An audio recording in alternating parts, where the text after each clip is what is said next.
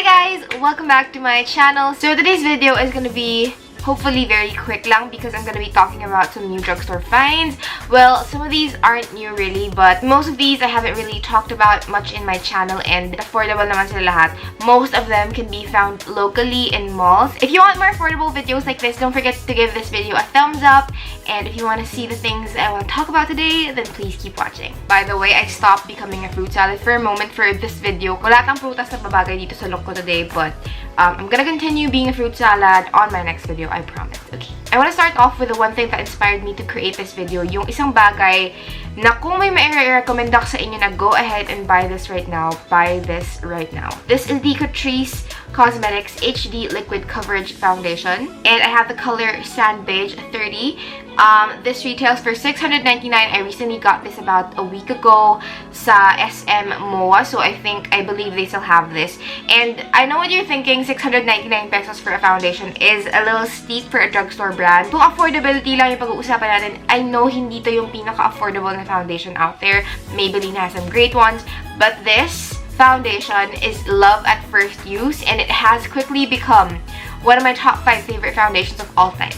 And that's saying a lot because I have probably 60 foundations in my collection. Nasa top 5 na siya na favorite ko foundations of all time. Of all time, you guys. First of all, I love the coverage of this foundation. For a drugstore foundation, this is probably medium to full coverage, and I'm not even kidding. It comes with this dropper type application, which I don't know, I really like it. I enjoy it. It's not too big of a hassle for me. I've never encountered an issue with the application. Gaganon ko talaga siya sa mukha ko, and then I buff it out using a brush or a beauty blender. Either works amazing with this foundation because of its consistency. It's not too thick, it's not too thin of a consistency. It's a perfect in-between, but the coverage is very, very high, especially for a drugstore foundation. The finish is definitely more on the matte side, but it almost has this blurring effect, this kind of smoothing effect. Yung finish ito sobrang lakas maka-poreless and smooth. I absolutely adore this foundation. The only thing I don't like is how this oxidizes. Nung ako sa MoA, ito lang shade na available nila. And when I swatched it, okay naman siya sa skin tone ko, so I bought it. And then, nung nilagay ko na siya sa face ko, it did match me very well. Tapos, mga 8 hours after, it definitely did oxidize, so keep that in mind. But other than that, I think this foundation is fabulous. I love everything about it. The coverage, the lasting power, the oil control is pretty great too. Hindi siya yung foundation na mabilis matanggal. Hindi siya nag-cake sa skin mo. Sobrang ganda talaga ng pagka-even out niya sa skin ko. Wala akong masyadong expectations dito, but then the moment I tried it on, I fell absolutely in love with it because the finish, the way it made my skin look was absolutely phenomenal. I loved my skin that day when I used this. Even my friend told me that my skin was really looking good, which I don't get a lot of compliments that my skin looks good, you know what I mean? So when a friend tells you that your skin looks great, it should be because of the foundation you're using.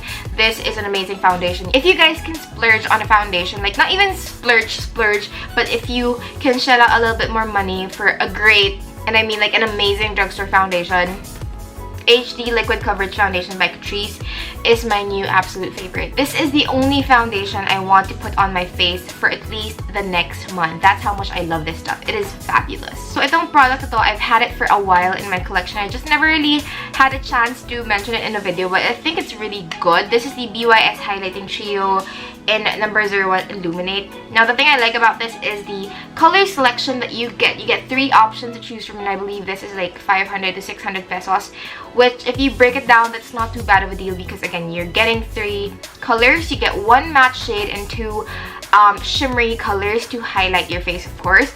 So this matte shade is great to set your face, to set your under eyes, set your eyelids. So it's a great multi-purpose product. It can also brighten underneath your eyes if you have very dull under eyes, or if you find na yung concealer mo hindi covering enough. You can put this on and it immediately brightens up that area, so you have like a more awake look. And then these colors, these 2 colors, you get a more champagne-y color, and then you get like a more rose gold pink shade. It's very versatile.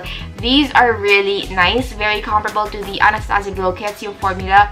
I would say they're very, very pigmented, they're very shimmery, they're not super powdery nor cakey looking on the cheeks. Na-enjoy ko tong powders na to kasi hindi siya sobrang drugstore formula. I can wear these and you would not know that they're from BYS. That's how good these are. So highly, highly recommend this palette because again, you get a lot of colors to choose from. The price is right, and I feel like a lot of skin tones can pull this off kasi nga, You have a lighter highlight color, you have a darker highlight color, you have a matte highlight color. You can mix and match to see what color best suits you. Yung formula itself, really commendable, maganda, long-lasting, and blendable, and very, very highlighty. So, hindi siya nagkukulang talaga sa pagiging isang highlighter. Maganda tong BYS sheen na to. Super highly recommend. I know I've talked about the same concealers all the time. I talk about them all the time on my channel. Sometimes they can be harder to find kasi yung iba syempre nakabili na, so medyo mahirap siyang hanapin sa ibang shops. So if you want something more accessible but just as good as yung pot concealer na the same, I can definitely recommend this to you guys, yung Catrice Camoflauge Cream. This is my second pot already. I remember college days having one of these and I loved it so much. It did a great job covering up my blemishes. It really looked nice and fresh. So I would recommend this concealer to use for spot concealing, not so much under the eyes. I find the formula better suited for actual pimple marks, blemishes, redness issues. This is gonna cover that. It's very creamy and it lasts a great while, and it's drugstore. I believe this is around 200 something pesos. Yung coverage na very high, so hindi talaga siya nagkukulang. If you're looking for a great high coverage concealer that you can find in malls locally in the Philippines, I do recommend the Catrice Camoflauge Cream. It's awesome. Ito nalaman ko lang to kay Michelle D, I believe. Ito yung Nichido pressed powder in the shade Tropical. Basic powder, but it has a mirror and the powder, the actual powder. And you guys, this costs 100 pesos lang. 100 lang tong powder ito, which is great because I find that it sets my makeup very nicely. This is the powder I have on right now, and I'm pretty sure you can't even tell na it's from Nichido, diba? The value for your money is unbeatable because it gives you a really good finish. It's very mattifying, it sets your makeup very well, it's very long lasting, and it kind of controls the oil very nicely as well. I won't say this is my favorite powder, of course not, but for the price, I'd say this is awesome. I really enjoy using it. It has lasted me a good amount of time, and it's a reliable powder. So if you're on a budget, kunwari, meron ka lang 100 pesos for a powder, I'd say go for this because it's not like a cakey powder. It's not gonna F up your makeup. It's very lightweight. It's very sheer. So if you're looking for something sheer lang to set your face, like an all-over mattifying finish, highly, highly recommend the Nichido pressed powder in Tropical. Just in case you guys are still not familiar with this one, I think this is a great powder option. For blushes, I have recently fallen in love with the SM Satin Touch blushes. I've had these for a while, but because I had a lot of other options in terms of blush, marami akong mga ibang options to choose from, I kind of neglected these bad boys, and I kind of hate myself for that because these are probably the most amazing, most creamy, most satiny, most beautiful, glowy, sheeny blushes I've tried in a while. My favorite color is definitely Satin Coral. It's just this really pretty coral shade that is perfect for the drunk blush makeup look. If you guys want me to do a tutorial on the drunk blush slash a peachy makeup look, let me know. I'd be glad to do one for you guys. Lagi yung tinatanong sa akin kung ano ba yung blush ko, and actually it doesn't matter as long as the technique is right. So like if you want me to do a video on it, let me know and I'll do one for you guys. But as I was saying, Satin Coral is definitely my favorite shade. Perfect siya for that sun-kissed look. By the way, these retail for 249. Very, very affordable. Very accessible sa Watsons. Meron nito.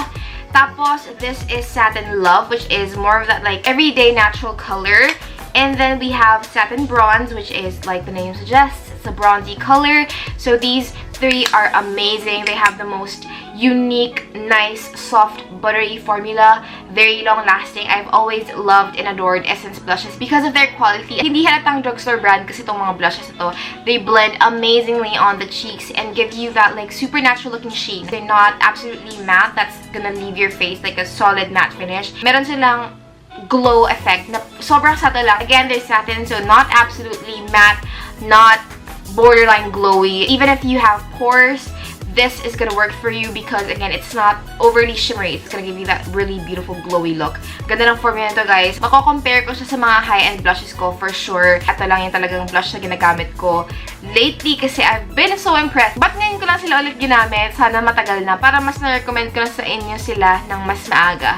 So ayun, so super, I regret not using these earlier. I'm so into them right now. But that's not it. I have a more inexpensive blush option to talk to you guys about, and this is the blush I'm wearing on right now. And I know, it's crazy. I love this blush so much, and I've had it, not this one, but I remember this blush was my favorite blush back in college, first year college, when I still had no budget for makeup. This is a reliable blush. I even depotted this because I loved it so much. This is from Careline, and this is their Oil Control Blush On and Peach Glow. It is a classic, you guys. For sure, nakikita nyo ito sa groceries. promise yan sa mga SM hypermarket.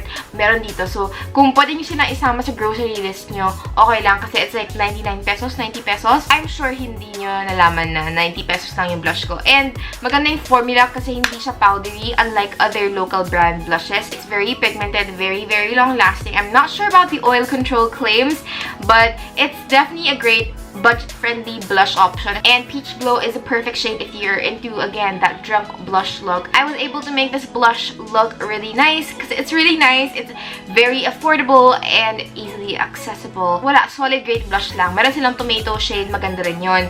And meron silang, I believe, Starlight ba yun? Or like, nakalimutan ko na kasi parang yun yung mga blush na ginagamit ko nung college pa ako kasi naalala ko talaga yun. Pero super love ko tong Careline blushes. If hindi nyo pa sila na-try, 90 pesos lang guys. Huwag na kayo mag-milk tea, mag-Careline blush na lang kayo. Diba? Super affordable kasi. You can skip your milk tea and get one of these and be satisfied with your blush look. You know what I mean? So good. The last products that I want to talk about are these bad boys. These are the Bilena liquid lipsticks. They're matte and they retail for 195 pesos. Kakabili ko lang sa kanila last week and I have to say these are toniiisia approved. Ang gaganda nila. I have the shades Love That Red and Sexy Nude. Medyo nagkakaubusan lang sa color selection. These are brand new products from Bilena that got everyone talking. Talagang sinugod na ng mga tao. So, pagpunta ka doon, konti na lang yung mga shades. Buti may yung Sexy Nude pa kasi I love yung matte lipstick na and Sexy Nude, yung the actual bullet. And I have to say, these are great for the price. They're very comfortable. They're not moussey. They're not too liquidy. The perfect in-between yung consistency. Yung napansin ko lang sa kanila, they do take a while to dry. The first time I used this, parang hindi naman siya totally nag-dry in a second, in a snap. I had to wait about a full minute for these to dry, but that's okay because once they dry down matte. They are a matte liquid lipstick and they're very, very long lasting. They're surprisingly very opaque, but you definitely have to build them up if you want like the fullest color payoff. That doesn't bother me kasi hindi naman sila sobrang crumble and hindi sila sobrang sheer. So they have the right amount of color payoff. They do last well on the lips. Pero medyo may tackiness ng onting-onti ha. Hindi siya sobrang like powdery finish. No. Meron siyang onting tackiness but not super intense na hindi siya matotolerate. As in, I can tolerate these and I really like the formula kasi nga very affordable lang siya tapos it actually works. Maganda yung Sexy Nude na shade. Sobrang highly recommend ko siya. And in fairness naman to Bilena, nung sinuot ko to, talagang napagano na lang ako. In fairness, I was pleasantly surprised with these. I think they're worth a shot if, for example, brand Snapchat. Try these kasi hindi naman kayo madidisappoint. Maganda talaga yung mga liquid lipsticks ng Bilena. In fairness talaga. Highly recommend Sexy Nude. If you are wanting to try just one color, try Sexy Nude. But if you can, you know, buy two colors, then I definitely recommend Love That Red as well because it's a very juicy red. They're definitely not perfect. Definitely not your dream liquid lipstick, at least in my opinion. Hindi naman to the best liquid lipstick ever. But especially for the price, I think the formula is great. And I really enjoy wearing these, and that's what matters. So, yeah. So yes, you guys, that completes volume 1 or episode 1, if you will, of Budget Beauty. I hope you guys enjoyed this video. I hope you found some helpful recommendations. I'm gonna do more of these, I promise. Mag-iipon na ako ng mga iba pang magagandang affordable products for you guys. And yeah, if you want to keep up with what I do, then follow me on my social media accounts, always listed down below. Don't forget to subscribe to my channel if you haven't. Give this video a thumbs up. Leave a comment down below what you want to see next from my channel, and I'll be seeing you guys on my next video. The dogs are barking again.